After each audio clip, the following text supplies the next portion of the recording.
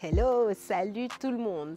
Alors aujourd'hui, IGTV, Monday, Happy Easter. On a tout fait aujourd'hui. Malheureusement aujourd'hui, le live a coupé avant. Donc on va justement se concentrer sur tous les mouvements qu'on a fait aujourd'hui. On travaillait sur le crossboxing. Le crossboxing, c'est en fait 3 minutes de travail, 1 minute de récupération. Sur ça, à chaque fois, on rajoute un exercice. On commence avec 2 exercices à l'affilée sur 3 minutes. Et après, à chaque round, sur chaque récup, je vous donne le prochain numéro.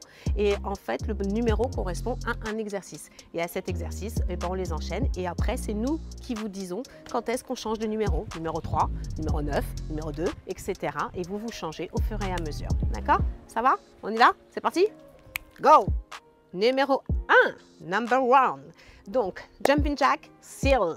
Les seals, vous connaissez, hein, c'est les trucs d'armée, les Américains, etc. Donc, jumping jack, vous connaissez aussi. Jumping jack, on ouvre et on ferme ici les 2 jambes, d'accord? L'option tout de suite, on ouvre, on ferme, on ouvre, on ferme, on ouvre, on ferme, on ouvre, on ferme. Maintenant, ce qui différencie du jumping jack normal où les bras montent vers le haut, c'est les coudes ici. Donc, vos coudes vont être vraiment ancrés ici au niveau de vos côtes, d'accord? Bien évidemment, je serre ma taille et en fait, je vais faire des mouvements d'ouverture et de fermeture. Abduction, adduction. Je ferme, j'ouvre, je ferme et j'ouvre. Donc, je vous le montre ici. Quand je fais ça, vous voyez, mes coudes restent collés à mes côtes. Je n'ouvre pas ici les coudes vers l'extérieur, je les laisse coincer ici. Le but ici, c'est de faire le mouvement sans les décoller. Ouvre, ferme, ouvre, ferme. Pour que ce soit facile au niveau de votre synchronisation et de votre coordination, ouvrez les bras quand vous ouvrez les jambes, fermez les bras quand vous fermez les jambes.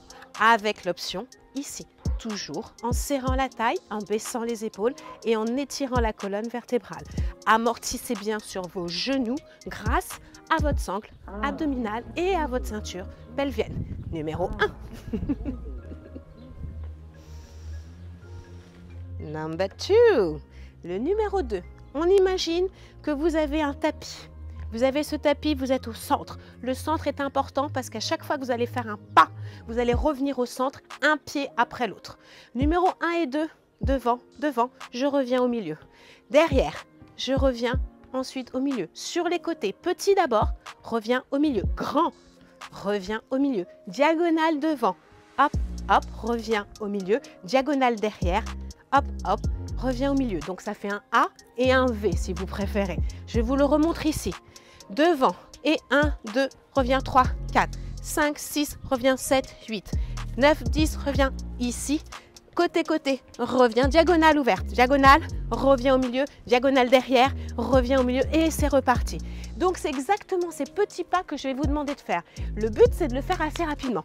1 et 2 et 3 et 4 et 5 et 6 et 1 et 2 et 3 et 4 et 5 et 6. D'accord? Ça, c'est ce qui va vous faire travailler justement et le cardio et les cuisses. Donc petit, petit. Ce n'est pas des sauts. Je ne saute pas. D'accord? C'est je piétine, point de talon, point de talon, point de talon et j'ouvre à chaque fois avec toujours, je garde mon centre. Là, je suis centrée. C'est pas parce que je pars en avant ou je pars en arrière que je perds le centre. La diagonale, c'est pareil. C'est juste les jambes qui ouvrent et qui ferment. On est d'accord? Donc ça, c'est votre numéro 2. Donc quand sur les 3 minutes, on dira 1, c'est 2, c'est celui-là. Ok? Ça vous va? Allez, on va passer au numéro 3. Number 3. Ah, on n'avait pas fait de squat encore. Eh bien maintenant, c'est les squats. Donc ce squat, en fait, ce que j'aimerais, c'est que vous ayez les mains ici au niveau des tempes. C'est pas parce que je mets les mains au niveau des tempes que je monte les épaules. Baissez vos épaules et juste, voilà, les doigts au niveau de vos tempes. Vous allez faire le squat en avant de cette manière-là, d'accord? Ça veut dire que quand je vais sauter, je vais devoir garder cette position. C'est ça votre challenge. Attention, je plie, je saute. Largeur d'un squat un peu plus large que le bassin. Quand je vais repartir en arrière, je vais revenir avec mes 2 jambes vers l'intérieur pour faire cette fois-ci pieds joints, un petit squat. Je ressaute. Hop, amorti, point de talon. Je ramène une jambe après l'autre ici pour revenir pieds joints. Je vous le montre de profil. Ce que j'aimerais ici, vous avez le droit entre les deux de descendre les bras. Mais ce qui serait bien, c'est que vous challengez la position avec cette position. D'accord? On y va, on saute, on ouvre. Poids du corps sur les talons, j'ai levé mes petits orteils et je pars au même niveau du fessier. Ça ne remonte pas. D'accord? Quand je repars de cette position.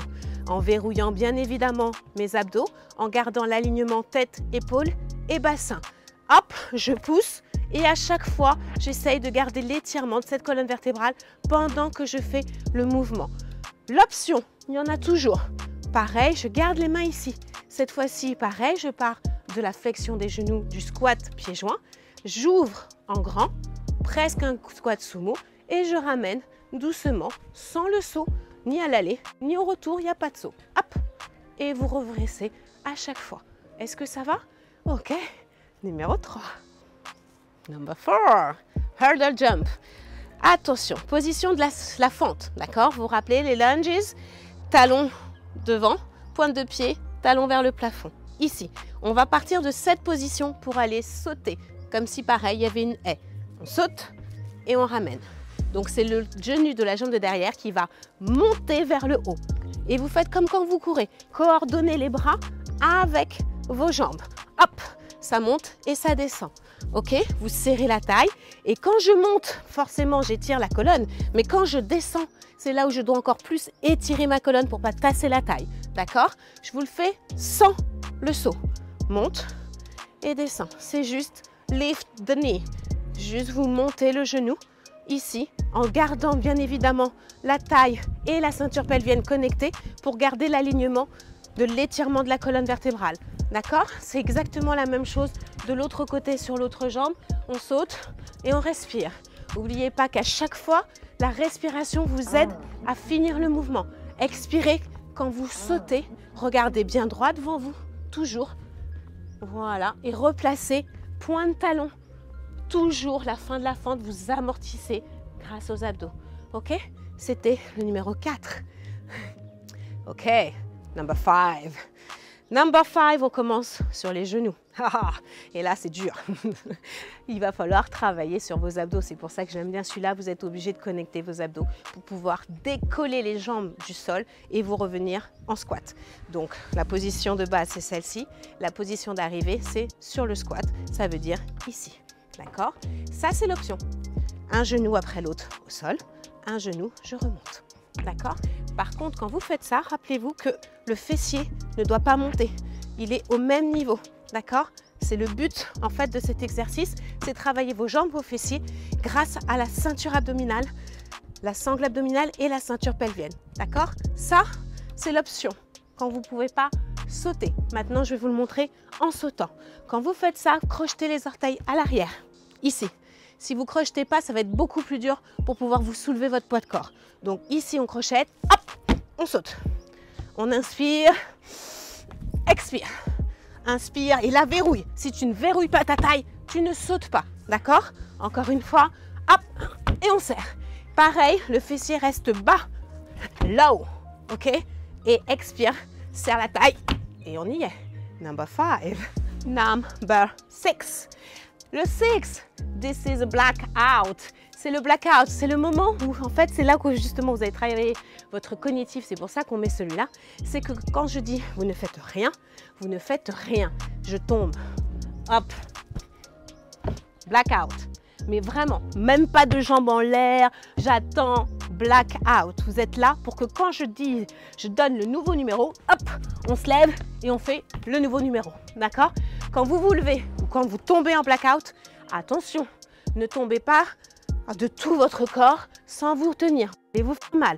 Hop, blackout, je me positionne, hop, je remonte, je fais attention quand je remonte pour pouvoir, pareil, faire attention à toutes mes articulations et aux positions. C'est pas parce que c'est un blackout, on dit qu'on fait rien, qu'il faut tout abandonner et tout laisser et relâcher. Au contraire, tenez-vous, d'accord? Et vous allez voir que selon comment on va vous annoncer les numéros, vous allez voir pourquoi le blackout, il est intéressant, d'accord? En tout cas, blackout, c'est tranquille quand même. Easy as a pie. Ok, 7. Attention, 7. Alors, plusieurs options. Ça va rester une planche, ok? Sur cette planche, on va rajouter des obliques. Donc, vous travaillez sur les abdos sur plusieurs aspects. Sur votre grand droit, sur votre transverse, mais aussi sur vos obliques. Je vous montre tout de suite pourquoi. On positionne, dès qu'on est en planche, vous vous rappelez, c'est les positions, les alignements, épaules, coudes et ici, poignet. Ça, c'est aligné. Ensuite, j'ai un autre alignement, excusez-moi, qui vient en compte. Hop, tête, épaules, bassin, genoux, cheville. Si vous prenez les options, on pose ici le genou, d'accord? Quand vous allez poser ce genou, vous allez juste le lever pour pouvoir passer l'autre ici. Vous posez les deux. Vous revenez, position. Donc on garde bien son alignement tête, épaule, bassin. Hop, je laisse passer juste ma jambe pour aller chercher l'oblique, je suis du regard. Hop, et je reviens, je pose les deux, d'accord? Ça, c'est votre option. Sans les genoux, je pousse et je ramène. J'étire des obliques jusqu'au talon, d'accord? Donc, suivez du regard la jambe qui passe en dessous. On est d'accord? Maintenant, vous rajoutez la pompe pour ceux qui le veulent. Je rajoute une pompe, hop, et je ramène. Hop, et je ramène. Est-ce que ça va? Donc, quand vous faites la pompe, c'est pareil. Vous suivez exactement votre anatomie. C'est une pompe normale pour vos pecs. Ce n'est pas une pompe ici triceps, d'accord? Pareil, je serre la taille et je garde ces alignements. Quand je sens que je suis fatiguée, rappelez-vous, on pose et ensuite on reprend. Vous choisissez l'option que vous voulez, mais du moment que vous pouvez le faire. Si vous n'arrivez pas à le faire, prenez l'option en dessous. C'est des challenges, encore une fois, pour le reste. On est d'accord? Allez, c'était le numéro 7. Number 8. J'ai bien fait? Oui. Number 8. Army plank. Donc, army plank, comme le nom l'indique, planche. On est d'accord? Donc, je me mets en position de la planche. Une fois que je suis en position ici de la planche, je garde bien toujours, on est d'accord? Hop, mes alignements. On est d'accord? Ok. Une fois que vous êtes là, écartez un peu plus ici la largeur des jambes. Vous allez voir que votre base de sustentation va être meilleure et du coup, vous allez surtout éviter de me faire ça ici, une rotation au niveau du bassin.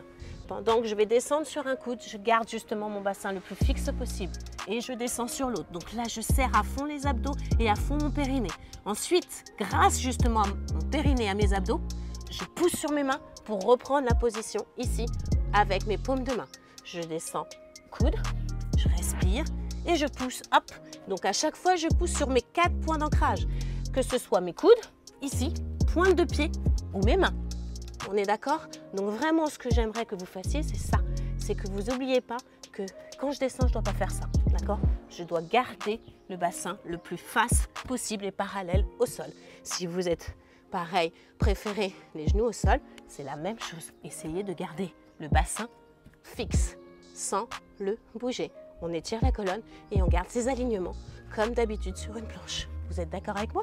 Bah maintenant, c'est à vous alors. 9. Alors, on arrive presque à la fin. Il y en a encore un autre et après, c'est fini. Numéro 9. C'est un peu des mountain climbers, mais on les a décomposés. Vous allez d'abord monter une jambe, poser l'autre jambe et ensuite les deux jambes. Donc, je vous montre. Vous avez deux options que vous pouvez faire aussi là-dessus. C'est que vous pouvez prendre des petites serviettes ou de n'importe quoi qui glisse sur le sol pour le faire en slide, d'accord?